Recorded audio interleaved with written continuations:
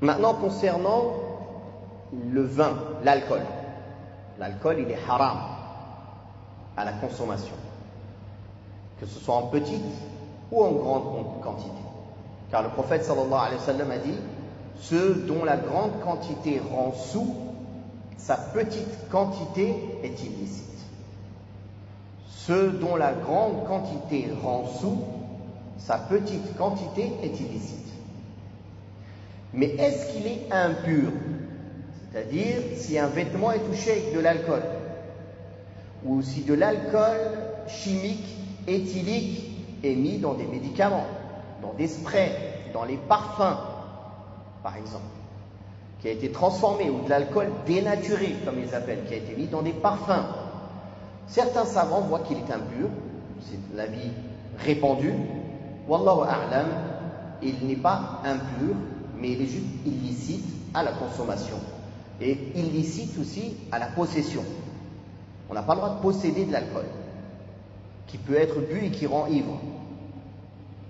L'alcool qui peut être bu et qui rend ivre, on n'a pas le droit de le posséder. On n'a pas le droit de le transporter. On n'a pas le droit de le donner.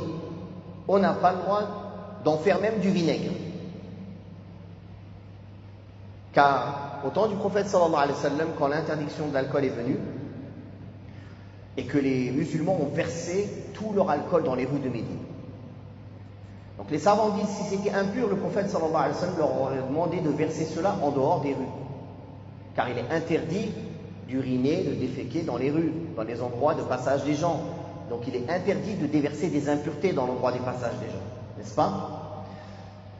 À ce moment-là, une personne est venue voir le prophète sallallahu alayhi wa sallam pour lui dire, au messager d'Allah, il y a des orphelins qui ont hérité d'alcool de leurs parents. Nous permets-tu de les transformer en vinaigre?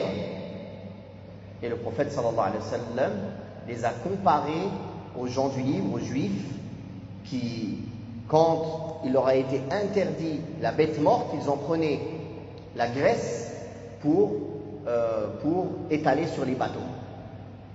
Et il leur a interdit. Il leur a demandé de les déverser. Alors que c'est l'argent des orphelins, des gens qui ont besoin de cet argent. Ce qui prouve l'interdiction de posséder de l'alcool, même dans l'intention d'en faire du vinaigre.